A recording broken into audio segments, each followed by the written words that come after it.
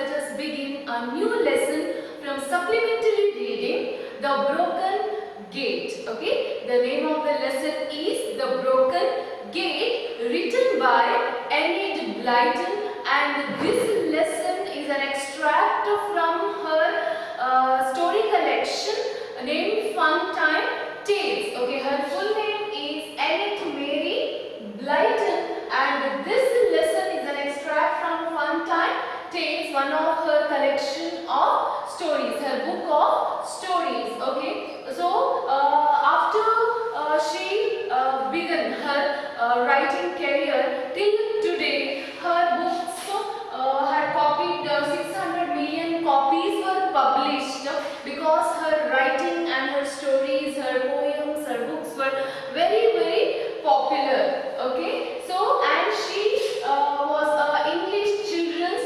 writer, and her first book was Child Whispers, a 24-page collection of poems published in the year 1922. So the name of her first book was Child Whispers, which was a 24-page collection of poems published in the year 1922. Okay, and translated to 90 languages. Most of her books, most of her stories or poems translated to 90 languages all over the world. Okay, and she was born on 11th August 1897 in London and died on 28 November 1968 in London, and she is a very famous English children's writer.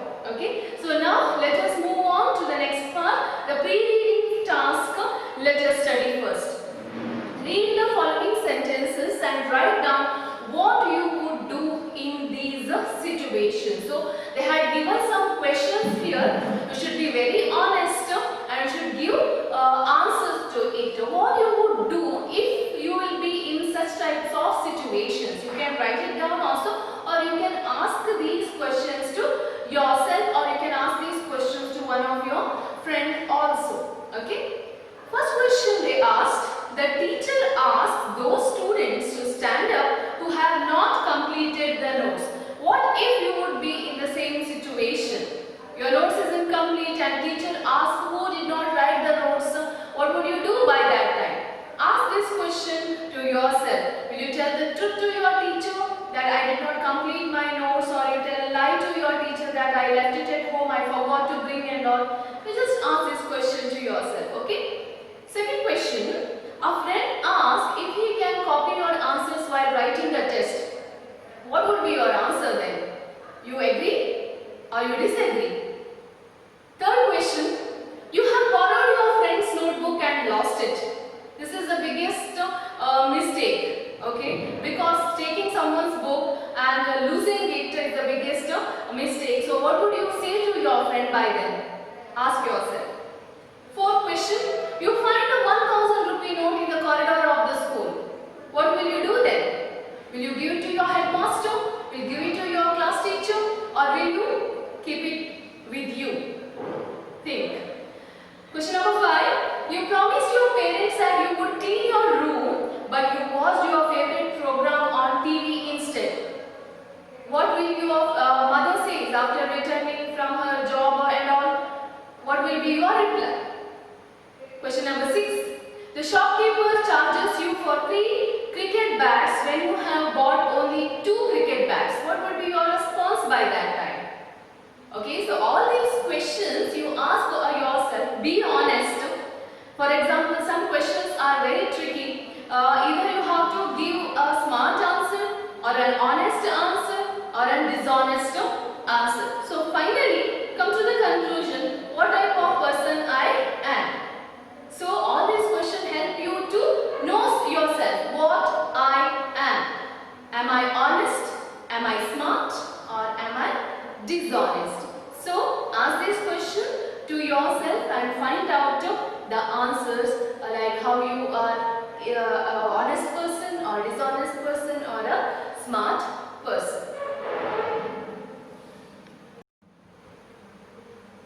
So dear students, let us move on to the explanation part. Paragraph number 1. All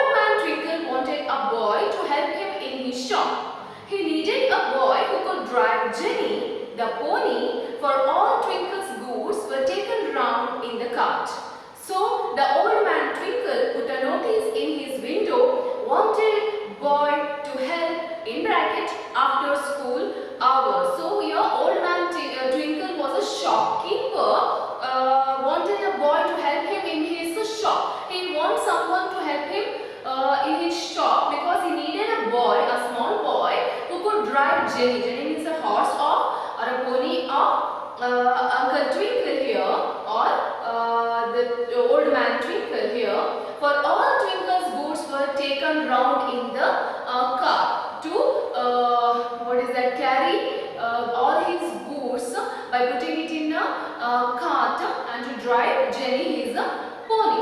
So he needed a boy for that. So the old man Twinkle put a notice in his window, wanted boy to help after school hours, and he wanted a school boy only who can come to his shop after his school hours and do this work for him. So what did he do for that? He put a notice in his window of his shop that wanted boy to help after school hours. Okay. After that, paragraph 2, all the boys saw the notice and many of them thought they would try for the job. They would do it after school and on Saturdays, and it would be a good job, for old man Twinkle was generous and kind. Many number of students after returning from school or the boys, they saw this notice and many of them wanted to have this job, wanted to get this job, okay, because it was an easier job for them after school hours or on Saturdays. They can work here and they can earn some money for themselves, and they love to work under old man Twinkle because he was a generous and kind man. Twinkle was a very generous and kind man, so the boys thought it is a very good opportunity for them to earn some money under such a generous and kind human being like old man Twinkle, they thought. Who thought like this? The boys of the school, that particular school. Paragraph number 3. That evening all the boys, George, Henry, Peter and Harry, went to see old man Twinkle. Jack, who was called the smallest by his friends who hesitated to try for the job because of his ragged clothes, also went to see who would get the job. Old man Twinkle wasn't ready to see anyone for the moment, so he told the boys to play in the yard till he called them. That evening, all the boys, means all the boys like George, Henry, Peter and Harry went to see old man Twinkle because they wanted that job. So to discuss about that, all four of them went to meet old man Twinkle. They are Jack, who was called the smallest by his friends. Means among them, Jack was the smallest boy by his friends, who hesitated to try for the job, who was not ready to or who did not want to get this job because he was small than other 3 boys and because of his ragged clothes. He was poor and his clothes were torn and dusty. Okay, he wore a ragged clothes, torn or dusty clothes because his mother was poor and he cannot afford a good dress or clothes for him and all. So that's why he was wearing a torn cloth. So that is why you do not want to go forward and get that job. And he was small among them also. Okay. Also went to see who would get the job, but he went along with them because he wanted to see among those 3 who will get the job. Old man Twinkle wasn't ready to see anyone for the moment, but by that time old man Twinkle was very busy and he was not ready to meet these 4 boys. So that's why he told them, I'm busy right now, you just go to the yard and play for some time, and after that I will come and I will meet you, he said. Who said this? The old man Twinkle. So all the 4 boys, who are they? Jack, Henry, Peter, Harry and George. Okay, so these 4 and along with them Jack. Okay, so all the boys like George, Henry, Peter, Harry and along with them Jack, all 5 of them went together to meet old man Twinkle to ask for the job. Among these 5, Jack do not want the job because of his ragged clothes and he was small among them, he just went along with other 4 boys only to see who will get the job. But by the time when they go there, uncle or that old man Twinkle was very busy, so he told them to play in the yard and these children started to play there. Paragraph number 4. Seeing an enormous yard gate swinging to and fro in the wind, all 5 boys climbed up on the gate. They shouted and pretended to whip the gate to make it gallop. It swung to and fro and the boys shouted with delight, and then suddenly something happened. But they started to play, okay, in the yard as the old man Twinkle told to them to play. They saw an enormous yard gate swinging to and fro in the wind. Enormous means here big or huge. What did they see? They saw an enormous yard gate, a huge yard gate. On the gate we can say swinging means to and fro, means moving. Swinging means here moving to and fro means back and front. Okay, it was moving because of the wind, front and back, and all the 5 boys climbed up on the gate. So the boys always mischievous. Okay, so here they thought to play with the gate and they climbed up the gate. They shouted and pretended to whip the gate to make it gallop. They started to shout and the gate to make it gallop means move here and there. So what is the meaning of gallop here? The gallop means the fastest pace of the horse. The fastest pace of the horse. That means here very fastly they started to move the gate. They were sitting on the gate and they were moving it back and front. It swung to and fro. It started to swing. Past tense is swung. Here it started to move back and front. And the boys shouted with delight. The boys are feeling very happy that as if it had given them so much of enjoyment. They enjoyed a lot doing all these things. They were very happy, and then suddenly something happened. Okay, so something happened very suddenly by that time when they were sitting on the gate and moving it back and front. Suddenly something happened. What is that? The gate was old and was not meant to carry 5 heavy boys. It broke away at the hinges and the boys found themselves sliding off. The gate gave a groan and hung all crooked, swinging in a very peculiar manner. The gate was very old, okay. Maybe it was a wooden gate.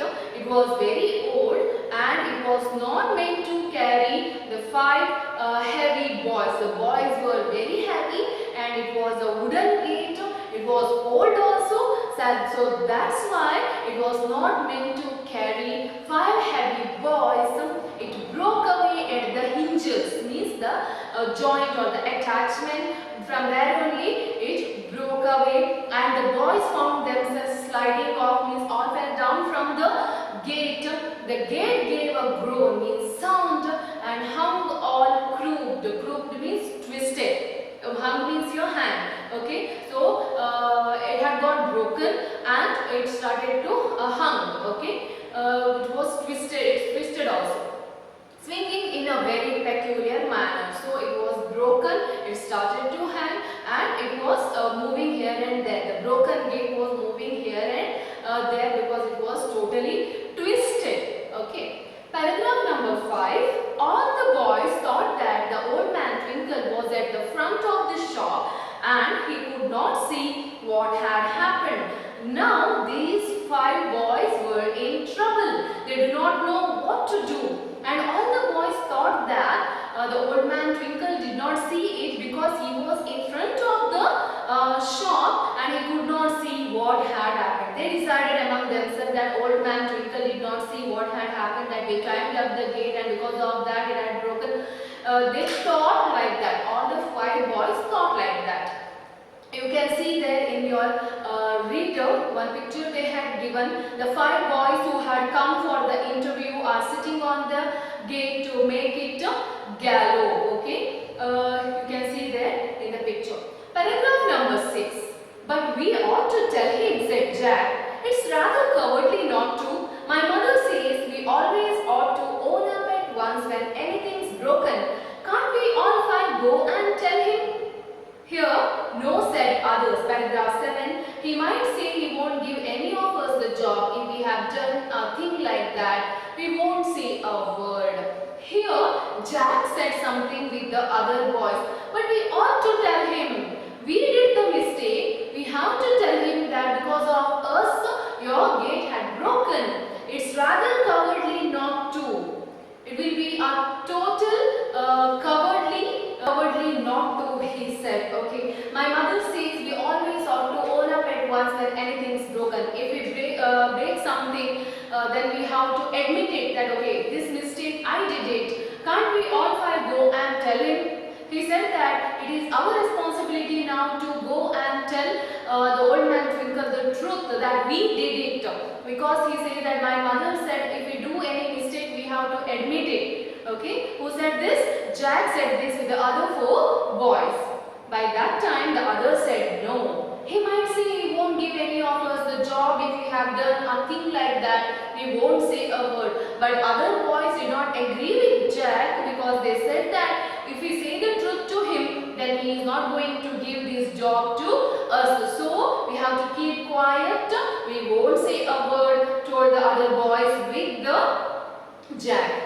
Paragraph 8. At this moment, they saw Mr. Twinkle shouting at them. So they all went to him. Shouting at them means here he called them. He called the boys.